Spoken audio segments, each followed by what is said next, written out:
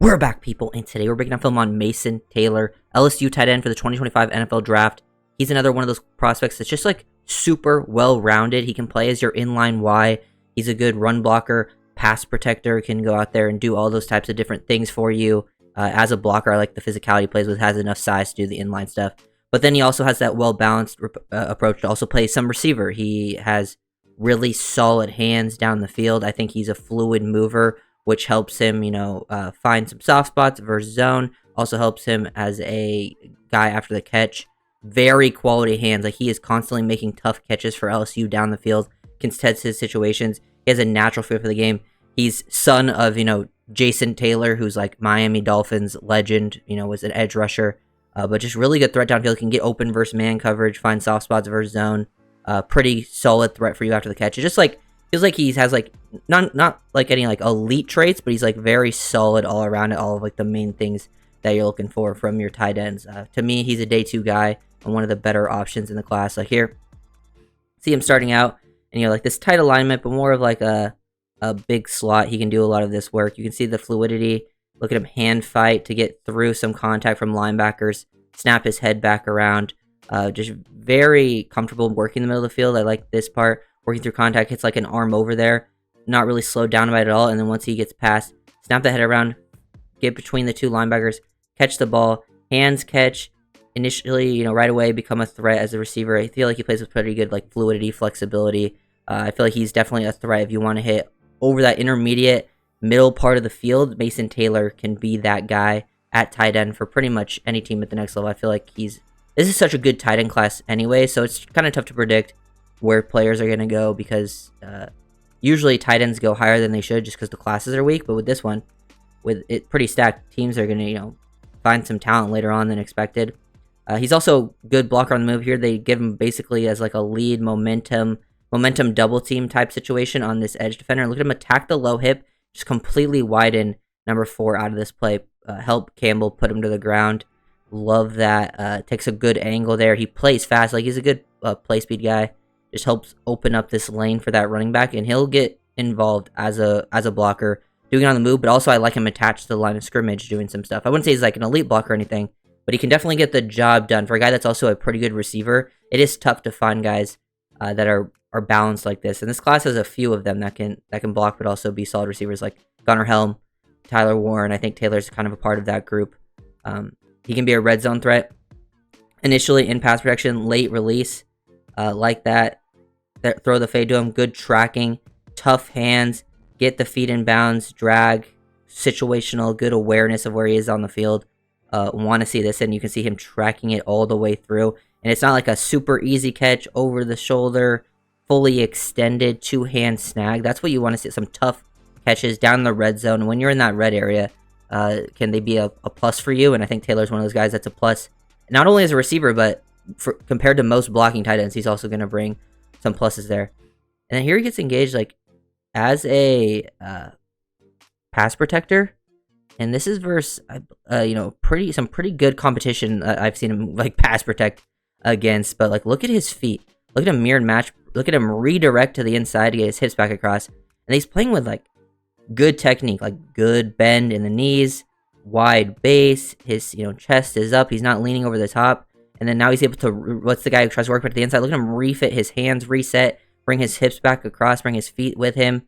Just very active. Like, that is really good pass protection. Like, jump setting onto someone very quickly versus an edge defender, no less. That's what you want to see. Like, pass protection is not something, maybe tight ends are doing a lot. Depends on the team you're on. But Taylor can definitely do that. So be a multitude of weapons in passing situations, not only as a receiver for you, but if you want to stick him in pass block, he can definitely be a plus number there as well. So Taylor doing multiple things for you. Look at him work this combo block on 4 right here with this right tackle. Look at him just drop, boom, help finish, throw this guy to the ground. Love seeing that. Tight ends, you got to be able to combo. I want to see more stuff of him like attached to play side of plays and running like outside zone, because I didn't get to see a ton of that on film, but I think that's something that he clearly has, I think, the skill set for it, because he has the movement skills. I think he has the tenacity and physical toughness to play as a blocker, and like working the combo and then helping finish this. He's got the football pedigree in the family, being related to Jason Taylor and stuff like that. But yeah, really like some of the blocking work from Taylor. I do think he's not the best blocker in the class, but I would say he's on the upper side. And then you combine some receiving skills that, it's tough to find tight ends that are at least solid at both. And I think Taylor is one of those guys. Like here, versus man to man, he does a really good job versus man in these situations on those over routes, the crossers.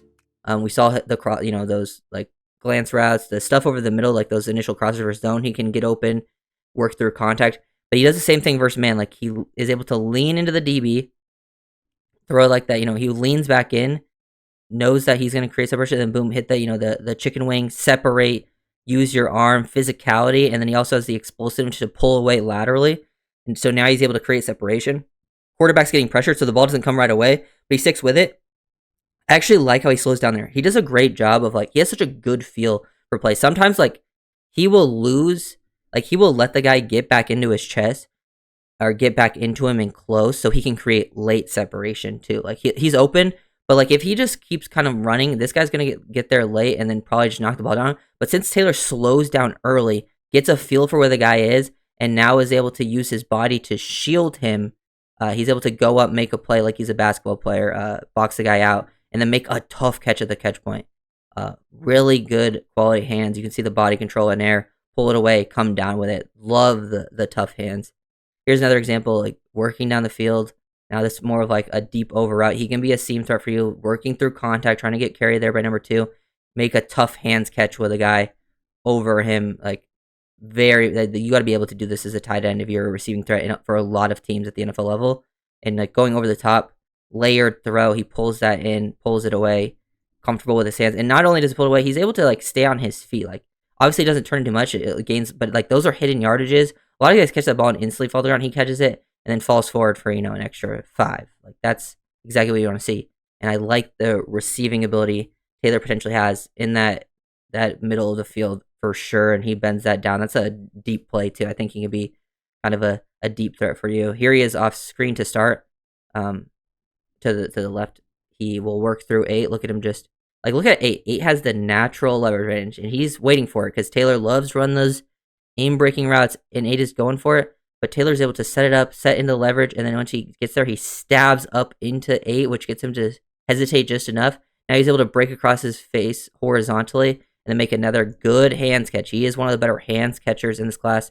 He's made a lot of clutch catches for LSU over the year, which is sometimes for a tight end, that's what you want. You want a guy that can make clutch catches. Now he has other traits that play into it, but I think hands is very important for tight ends because you're not always going to be open at that size at the NFL level. So you got to be able to make tough catches, which he does in contested situations, but also when it's not a perfectly thrown ball above the frame.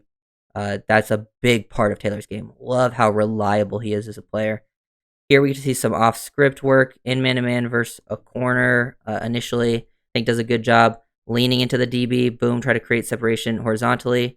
If the QB's still in the pocket, he throws it with anticipation. He probably could complete that, but since he's getting pressured, it's off-script work.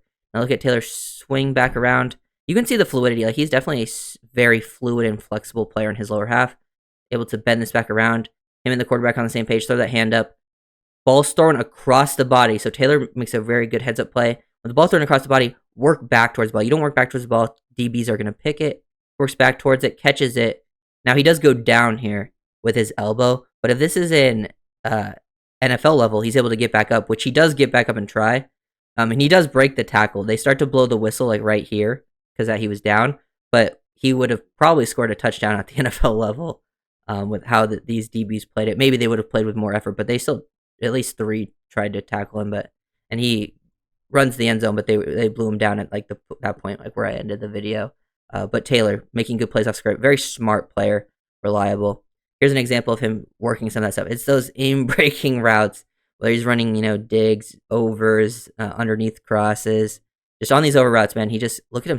I love the nuance that he has here because he hard attacks inside leverage. So he gets inside leverage right away. Even though, this guy kind of has some of the, decent leverage, but we've seen him beat it. Now he gets this guy on the outside of him. Now he presses back up into him, makes him even, gets him to open up his hips, freezes him, makes it look like he might go back to the outside. Boom. Makes him hesitate, break across the middle, create separation. If the ball is going to him, he's open for completion over the middle of the field. He is a very reliable route runner. It just feels like there's no main weakness to his game. I do feel like he could be better in certain areas for sure. Like I think his hands are very good, and that's where I'm very comfortable with him. I think there's times where I think could be better route, like with a full route tree. I think there's times he could be a better blocker, but for the most part, comparatively to other tight ends, like I think he's a pretty solid blocker, pretty solid receiver for you that makes a lot of reliable hands catch plus threat in the red zone. Like a QB's best friend guy. He's got NFL pedigree with who he's related to, been around it his whole life. So that's the type of thing. Wouldn't mind seeing him come home to where that dad played. He's one of those tight ends that fits the mold there in Miami. So if you guys are doing it, like comment and subscribe.